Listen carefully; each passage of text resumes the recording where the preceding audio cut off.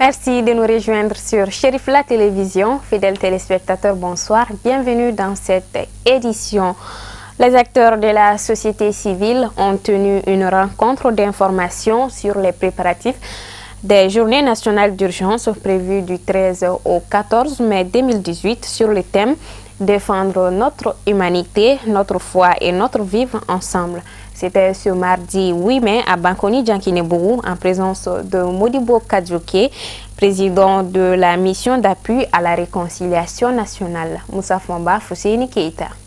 Les affrontements intercommunautaires s'amplifient au centre de notre pays. Le vivre ensemble entre les différentes communautés fait désormais place à la méfiance des uns aux autres. La crise du Nord est passée par là. Dans le souci de contribuer à la lutte contre l'insécurité, le terrorisme et les conflits intercommunautaires qui persistent et prennent une proportion inquiétante, les leaders religieux et chefs coutumiers du Mali organisent du 13 au 14 mai les journées nationales d'urgence au Palais des Sports de Bamako sur initiative de Seyed Cherif Ousmane Madane Haïdara, président du groupement des leaders spirituels musulmans du Mali, d'où la tenue de cette rencontre d'information. Ces journées d'urgence nationale, avec des sous-thèmes. La journée d'urgence nationale, ça veut dire qu'il y a une urgence au point de vue de l'existence et du devenir de notre nation, le Mali.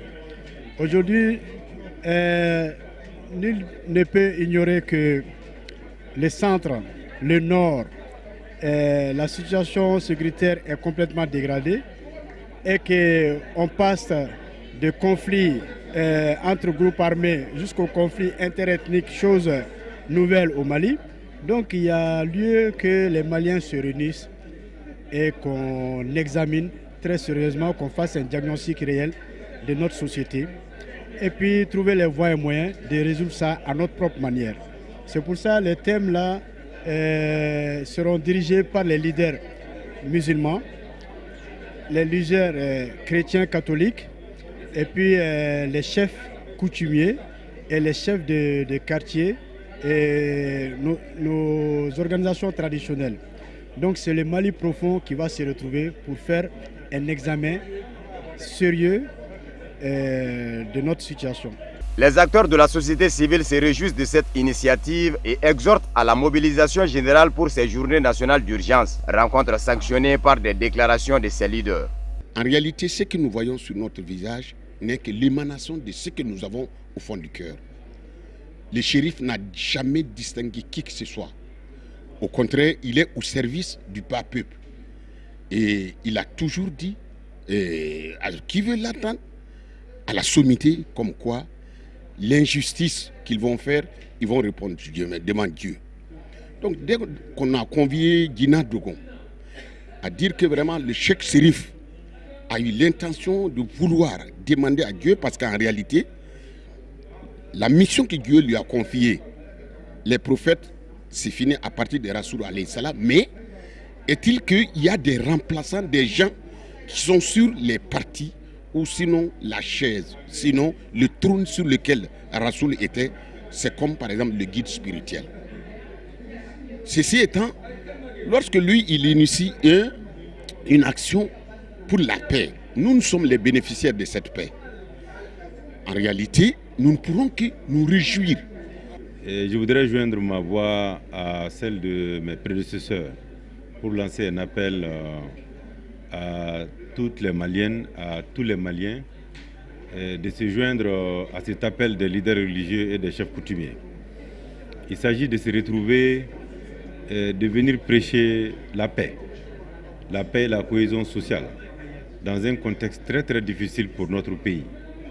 Nous pensons qu'avec une union des cœurs et des esprits, et tous les cultes confondus, et toutes les ethnies confondues, que nous pouvons nous redresser comme un seul homme et pour lancer un appel à tous les Maliens, qu'on se retrouve, qu'on parte de la même voie.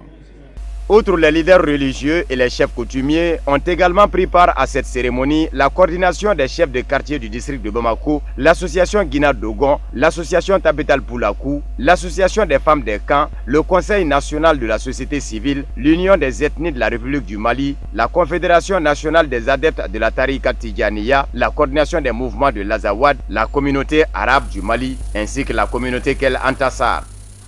Dans le cadre de la célébration de l'anniversaire du guide spirituel des Ansar, la Fédération internationale des Ansar a organisé une soirée théâtrale à Bankoni Djankinebougou. C'était ce lundi 7 mai en présence du président de la FADI, Tata Touré Baba Keita. Pour une première fois, le comédien Nuhun Sissé et son collègue Ismail Ndiaye ont animé une soirée théâtrale à l'occasion du 63e anniversaire du guide qui est prévu ce samedi 12 mai, afin de manifester leur reconnaissance envers lui à travers une série de sketchs. C'est l'anniversaire de notre guide spirituel, Assiri Cheikh Ousmane Madan Haïdra. C'est 63e année. Donc nos frères qui sont venus et ce soir pour nous vraiment mettre en l'aise en nous donnant une scène théâtrale sur le thème la politique au Mali ici. Bon, vraiment, nous sommes très fiers. Bon, par rapport au public, j'ai été vraiment impressionné, super impressionné parce que je ne m'attendais pas du tout à ça. Pas du tout. Quand on est venu et que monsieur il était devant nous, il nous montrait l'emplacement et tout, je voyais que les jeunes qui étaient là et tout. Bon, je me suis dit, mais c'est dans quoi est-ce qu'on est venu se mettre? Parce que là, tous les spectacles qu'on a fait en Europe et tout, c'est-à-dire c'était avec un public qui était déjà prêt, qui était déjà préparé psychologiquement, physiquement et tout. Et là, moi en Afrique, c'est vraiment bizarre, ça me fait tout bizarre. Parce que là, j'ai trop aimé et j'ai eu vraiment le contact physique entre tous ces personnes-là et moi et tout. Donc, j'ai super aimé, c'était vraiment bien et je leur remercie du fond du cœur.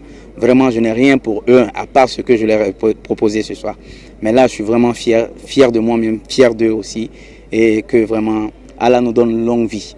Pour nous, Sissé, le théâtre est comme un grand miroir qu'on promène le long de tous les chemins pour que le monde voit son reflet et corrige les endroits à corriger.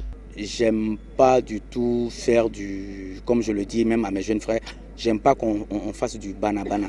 Le banabana chez moi c'est quoi? C'est faire quelque chose dur comme ça qui n'a pas de sens. Voilà, on le lance à la télé, un truc comme ça. Non, moi je leur ai dit quand vous voulez faire quelque chose, asseyez-vous, réfléchissez, regardez, écoutez et faites une création. Et c'est dans ça quand mon aîné, mon père et tout est venu me voir, il m'a dit bon, on a ça, il faut qu'on monte. Je lui ai dit mais il n'y a pas de souci. Moi j'étais sur un plateau de tournage, sur un film qu'on était en train de tourner qui n'était pas encore fini et je lui ai dit bon, moi je suis prêt. Il n'y a pas de souci. Donc il a commencé à venir à la maison, on travaillait. Et puis un jour il m'a dit, mais tu sais, il faut qu'on aille montrer ce spectacle-là à Shérif Haïdara. J'ai dit, est-ce que ceux-là ils ont besoin de ça? Il m'a dit non, il m'a convaincu, si ce sont des gens, il ne faut pas leur voir comme ça, mais ils aiment bien l'art, ils aiment le théâtre et tout. J'ai dit bon ok, on va voir. Et voilà, on a donné l'âme à Dieu. On est venu, mais franchement, sans vous, non, franchement, je ne mens pas. J'ai les larmes aux yeux, voilà. J'ai aimé tout ce monde-là qui a vraiment participé avec moi, avec nous. Et cette œuvre, franchement, c'était vraiment génial. J'ai vraiment aimé. Les responsables Ansar apprécient à juste titre cette marque d'amour des comédiens à l'endroit du guide. Et donc nous prions Dieu pour notre guide, que Dieu l'aide. Et il y a 63 ans qu'on demande au Seigneur qu'il lui donne ça. Donc il n'a qu'à faire ces années avec la santé, avec vraiment une bonne humeur. Et nous saluons tous les membres ainsi que notre président Srogata qui nous a donné la parole. Vraiment on prie le Seigneur, que le Seigneur le guide et la tâche qu'on l'a donnée pour diriger l'association, que le bon Dieu lui donne la force et vraiment la bonne mémoire pour qu'il nous guide. C'est ce que j'ai dit en Bambara et j'ai résumé en bref en français. Assalamu alaikum wa rahmatullahi wa barakatuh.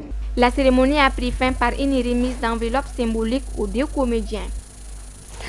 Promouvoir la citoyenneté active, cultiver l'esprit de civisme et former les jeunes citoyens actifs. Tels sont les objectifs du camp d'excellence d'ICI à Manantali, organisé par la Jeune Chambre internationale universitaire Bamako Espoir et sa jumelle la DCI Manantali. Le camp d'excellence a réuni durant 4 jours les membres de toutes les organisations locales de la DCI Mali et des jeunes de Bamafélé. Le point avec nos envoyés spéciaux. Du 3 au 6 mai 2018, Manantali était la capitale de la DCI Mali. 8e du genre, L'organisation locale a réservé un accueil des grands jours à la délégation dirigée par le président Harouna Sidibé de la DCI universitaire Bamako Espoir. À peine arrivés, les participants motivés plus que jamais ont pris d'assaut la salle de formation. Premier module, des petits gestes qui tissent des liens entre les individus. Et nous sommes à Manantali pour la 8e édition du projet Camp d'excellence DCI de la Jeune Chambre internationale universitaire Bamako Espoir, co-organisée avec sa jumelle, la Jeune Chambre internationale Manantali.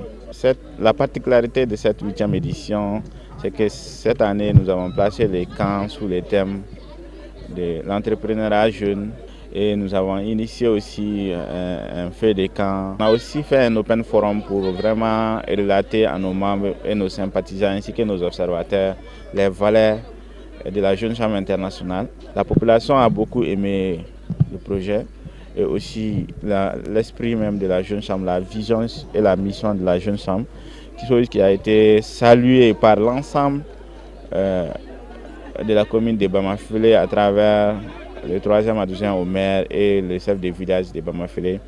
Et quant à Manantali aussi, lors de nos échanges avec les autorités, ils ont réitéré leur soutien et leur engagement à soutenir les vidéos de notre organisation, chose qui peut nous permettre de dire que le projet a vraiment atteint son objectif et que nous avons pu impacter au sein de la communauté. Et nous avons aussi eu la chance de faire participer beaucoup de jeunes de la commune de Bamafélé, pas de Manantali seulement, mais des jeunes qui sont venus d'autres villages de la commune et qui ont suivi tous les modules de formation qu'on a eu à dispenser lors de cette 8e édition du projet Camp d'excellence. Le PRVM Fasoko, section de Bafoulabé, a voulu associer son image à la réalisation de ce projet phare. Les jeunes ont été formés dans le but de créer dans les jours à venir une organisation Jeune Chambre dans tous les cercles. On a appris comment gérer le projet, on a appris aussi l'entrepreneuriat, on a appris à faire aussi la main. Et la JCI Mali forme des jeunes et notre parti envisage à tel événement former les jeunes du Mali, particulièrement les jeunes du parti aussi et les jeunes du Mali. Nous allons continuer avec JCI Mali, Inch'Allah, voir comment créer la JCI au sein du cercle de Bafoulabé et en même temps inviter nos jeunes à venir assister ou à venir au sein de la JCI Mali pour être formés et pour être les leaders du futur du Mali. Les participants à l'académie de formation organisée en marge du camp d'excellence ont donné leur impression par rapport aux différents modules qui leur permettront d'être un citoyen modèle. Le sentiment qui m'anime, c'est que déjà cette organisation DCI universitaire Bamako Espoir, c'est comme si c'est mon organisation, parce que c'est un camp d'excellence aussi. Je savais qu'il y aura des formations, je savais qu'il y aura beaucoup d'amusement. Donc c'était un plaisir pour moi de parrainer ce camp. J'ai tiré des enseignements très très positifs. De un, j'ai pu rencontrer des jeunes très enthousiastes, très engagés et qui ont l'amour de l'apprentissage. J'ai le sentiment aussi que j'ai partagé ma connaissance avec des gens qui vont le transmettre à d'autres personnes. C'est un sentiment de joie. Et troisièmement, c'est que le fait de se retrouver à Manantali, qui est une localité attractive à cause du barrage, à cause de toute la coutume locale. Donc ça a été un plaisir pour moi de venir ici et de découvrir les belles choses de Manantali. Pour rappel, la DCI universitaire Bamako Espoir est l'organisation pépinière de la Jeune Chambre internationale Mali. Créée en 2002, elle signa une convention de jumelage avec la DCI Manantali en 2011. Le camp d'excellence deviendra au fil des ans le flux de ce jumelage. Les localités de Kati, notamment Torodo et Kalifabougou, ont réservé un accueil triomphal à la délégation d'ADP Maliba, conduite par son président, non moins PDG de Wassoulor, pour la conférence de la section des dites localités. C'était le samedi 5 mai 2018, en présence de plusieurs personnalités. Sadio Siribé, Draman Malé. Accompagné d'une forte délégation, le candidat investi du parti ADP Maliba a été accueilli en grande pompe à travers les instruments traditionnels à Kalifabougou.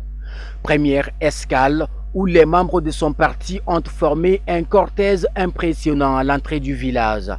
Suite aux doléances formulées par la population de Kalifabougou, Aliou Boubacar Diallo a bien pris note en leur offrant 80 tonnes de vivres et 3 millions de francs CFA pour la construction d'un pont. La délégation a fait escale dans plusieurs villages avoisinants dans le but de tisser des contacts avec les membres et militants du parti. Notre candidat investi, vous avez remarqué qu'il a été investi non seulement en euros par son parti, mais aussi par beaucoup de mouvements dont le nôtre, le Mali Émergence et le mouvement Kokroa. Donc il a consenti qu'il ne peut pas commencer ses actions sans venir quand même remercier ces populations-là, requérir leur bénédiction avant de rentrer en action dans les joutes à venir. Donc c'est pour cela qu'on est ici.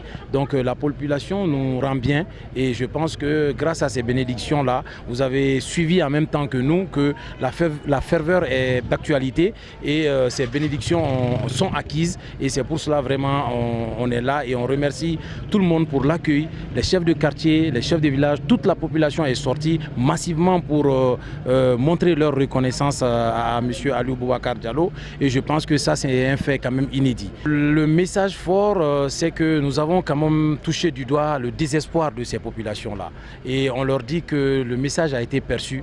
Ensemble, si nous nous mettons main dans la main avec Aliou Boubacar Diallo, je pense que les revendications seront satisfaites et aussi le Mali va avancer. Même mobilisation à Torodo, localité située à 60 km de Kati où s'est déroulé l'événement. Après l'intonation de l'hymne national, le maire a souhaité la bienvenue à la délégation en promettant à Aliou Boubacar Diallo l'électorat de sa localité. Il a par ailleurs souligné les difficultés auxquelles sa commune est confrontée. Pour sa part, l'entrepreneur de 58 ans, promoteur de sociétés minières et gazières, estime que Belédougou est une terre très riche en ressources minières. Il a notamment sollicité le soutien des notabilités pour sa candidature. Par ailleurs, le richissime d'affaires s'est rendu dans les chefferies des villages pour y saluer les chefs coutumiers. L'événement a pris fin par une chanson hommage à Aliou Boubacar Diallo, candidat à l'élection présidentielle prochaine du 29 juillet.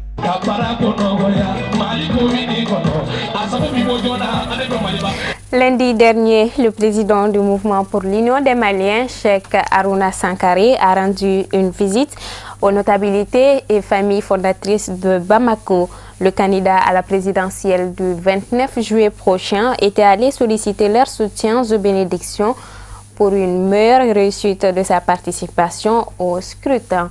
Le point avec Mamadou Ben Chérif Soumanou. Notre tradition accorde beaucoup de respect aux aînés. C'est dans ce sens que le président et sa délégation ont rendu visite aux familles fondatrices de Bamako. Les Nyaré ont été les premiers à recevoir Cheikh Harouna Sankaré pour des conseils et des bénédictions. Ensuite, ils se sont rendus chez les Touré. Pour M. Sidibé, porte-parole du candidat, l'objectif recherché est de se confier aux sages et leur demander conseil.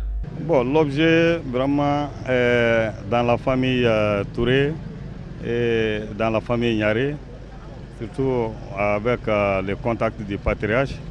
Donc je crois c'est de leur confier notre candidature et de leur dire que vraiment nous les sollicitons pour leur concours et je crois beaucoup à leur bénédiction parce que vous savez le Mali c'est un pays de tradition. Donc en de telles circonstances, avant de commencer toute chose, il nous faut venir d'abord vraiment les demander des conseils et puis voir éventuellement ce que vraiment ils peuvent faire pour nous.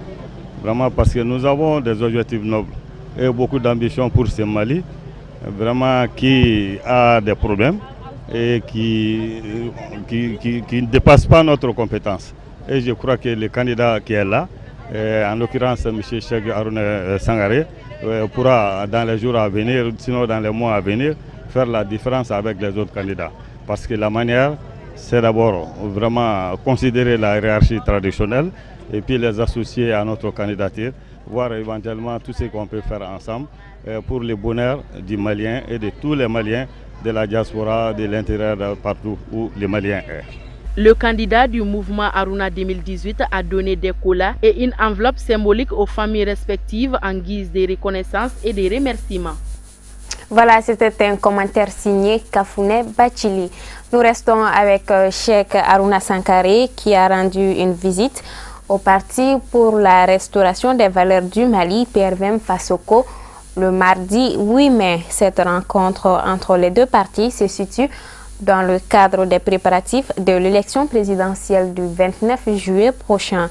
Les deux candidats s'engagent à redoubler d'efforts pour parvenir à des élections crédibles et transparentes. Amadou Diallo, Abdoulaye Sorodo.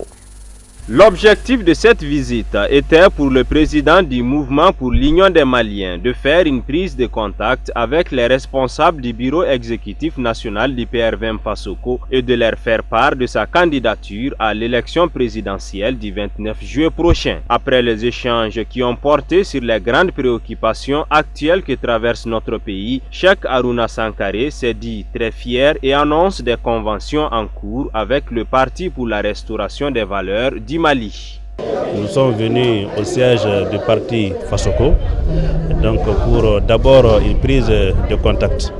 Une prise de contact et aussi leur présenter notre candidature à l'élection présidentielle de 2018 et féliciter le président Sidibé, président du Fasoko, aussi d'avoir accepté de se lancer dans la course parce qu'aujourd'hui, notre pays a besoin de tous ses fils et ses filles pour résoudre les problèmes difficiles que nous sommes en train de vivre depuis 2012. Nous avons été très bien accueillis et nous avons donc convenu sur certains accords, c'est-à-dire que nous allons, Inch'Allah, dans les jours à venir, signer des conventions entre le candidat Sidibé et nous-mêmes. Et Inch'Allah, nous allons nous donner la main pour construire un état de paix et un état de prospérité.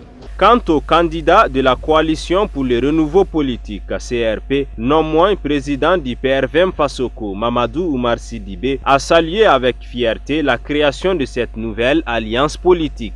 C'est un plaisir pour moi de recevoir mon ami frère Aruna Sankare, candidat aux élections présidentielles comme moi d'ailleurs. Il vient me présenter sa candidature, comme je l'ai fait auparavant, pour dire qu'il est candidat aux élections présidentielles.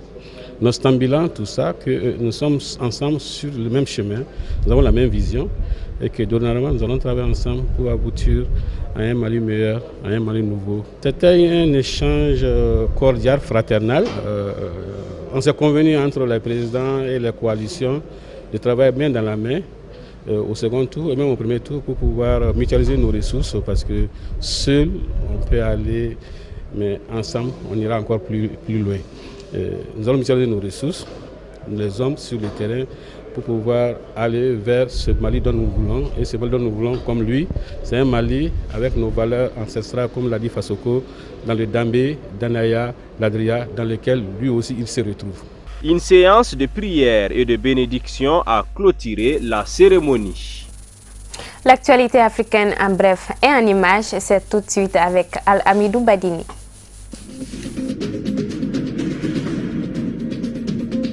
L'opposition togolaise qui proteste contre le régime du président Faure Gnassingbé depuis plus de 7 mois a annoncé l'annulation de ces 2 jours de marche censés démarrer mercredi à Lomé et dans plusieurs villes du pays. Le gouvernement n'avait pas interdit ces manifestations mais avait imposé des itinéraires que l'opposition refuse d'emprunter. Toutefois, l'opposition invite le peuple togolais sur l'ensemble du territoire national et à l'étranger à demeurer mobilisé et en alerte afin de répondre aux mots d'ordre des prochains jours. Dans une correspondance adressée lundi à l'opposition, le ministre de l'administration territoriale togolaise avait justifié sa décision de modifier les itinéraires par des plaintes déposées par des riverains des voies empruntées par les manifestants. C'est une avancée dans l'enquête sur l'assassinat des 2 experts onusiens au Kasaï et la disparition de leurs accompagnateurs congolais en mars 2017. Le gouvernement de la République démocratique du Congo confirme avoir découvert 4 corps qui pourraient être ceux des accompagnateurs. Des tests ADN sont en cours. Les autorités congolaises continuent de coopérer avec l'ONU pour faire la lumière sur ce qui s'est passé dans le Kasaï et la justice sera rendue à toutes les victimes. Pour les autorités congolaises, les miliciens Kamouina Tsapou sont à l'origine du double assassinat en mars 2017 de 2 experts des Nations Unies, l'Américain Michel Sharp et la Suédoise Zeina Catalan, sauvagement assassinés non loin de Boukonde, dans la province du Kasaï central. Poursuite du procès de Jean-Marie Michel Mokoko, poursuivi pour atteinte à la sûreté de l'État et détention illégale d'armes et de munitions de guerre. L'audience était consacrée à l'examen des scellés. Après examen de la vidéo dans laquelle Mokoko planifiait un coup d'État en 2007 contre le régime du président Sassou Nguesso, il a été question d'examiner d'autres pièces sous scellés. Parmi elles, les armes trouvées au domicile de Jean-Marie Michel Mokoko lors d'une perquisition de la police. Et soudain, coup de théâtre. L'expert en armement refuse de parler. Du coup, l'audience a été suspendue alors que l'assistance ne s'est pas empêchée de murmurer. Depuis le début de son procès, Jean-Marie Michel Mokoko refuse de répondre aux questions des juges. Si la solution convient au gouvernement et à l'opposition, le premier tour de l'élection présidentielle malgache pourrait se tenir le mercredi 29 août 2018 selon l'article 52 de la Constitution qui offre cette possibilité. C'est ce qu'a déclaré le président de la commission électorale malgache mardi après-midi. Il faudrait que tous les problèmes actuels soient fixés ce mois-ci. Arrangements politiques comme dispositions litigieuses des lois électorales. Et dans le cas où l'élection anticipée ne ferait pas le consensus, la CENI a proposé de la retarder au 29 mai 2019. Le report est prévu à l'alinéa 4 de l'article 47 de la Constitution en cas de force majeure dûment constatée par la Cour constitutionnelle. L'opposition continue de réclamer la démission immédiate du président de la République.